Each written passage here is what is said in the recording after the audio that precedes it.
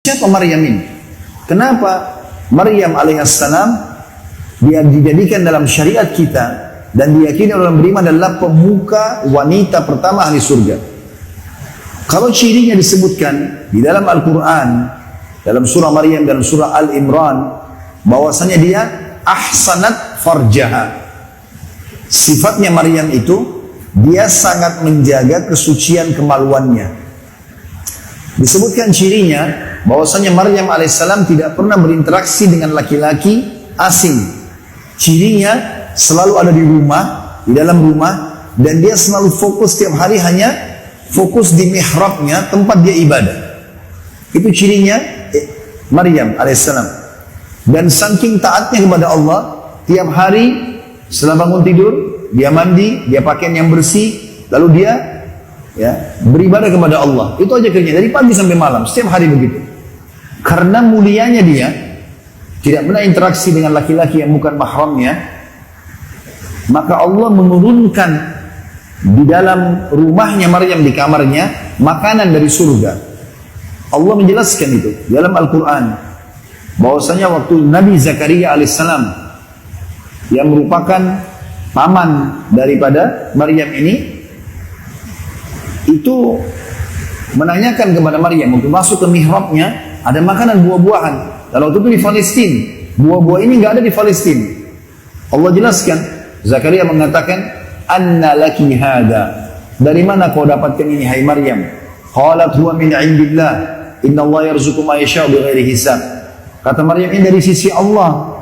Allah memberikan rezeki siapapun yang dia inginkan tanpa hisab. Kata ulama, karena Maryam betul-betul menjaga hubungannya dengan Allah, sampai-sampai karena menjaga kesuciannya tidak mau interaksi sama laki-laki yang bukan mahramnya. Jadi kalau Maryam keluar dari rumahnya itu jadi bahan perhatian orang-orang, karena tidak pernah interaksi dengan orang. Dan ini juga yang Allah sebutkan tentang ciri bidadari di surga. Ciri salah satunya adalah dalam surah Al-Waqi'ah, surah Ar-Rahman disebutkan, atau dalam surah Ar-Rahman tepatnya, lam yatmithunna insum qablahum wala jan. Mereka tidak pernah disentuh oleh laki-laki jin ataupun laki-laki dari manusia. Jadi mereka tidak pernah disentuh sama sekali. Allah ciptakan utuh, yang menyentuhnya nanti suaminya ahli surga. Gara-gara kebaikan ini, kemuliaan ini, Allah subhanahu wa ta'ala tiupkan ruh Nabi Isa di rahimnya. Dan Allah subhanahu wa ta'ala menjadikan Isa alaihissalam manusia tanpa sperma. Tanpa sperma. Jadi betul-betul Maryam tidak pernah disentuh oleh laki-laki. Allah SWT sucikan dia sekalian sampai dia meninggal alaihissalam tidak pernah disentuh oleh laki-laki, tidak ada suaminya gitu. Tapi ini ciri khasnya Maryam. Yang kita ambil pelajaran adalah tidak pernahnya berinteraksi kepada orang-orang yang telah Allah haramkan. Itu yang menyebabkan dia menjadi pemimpin di surga.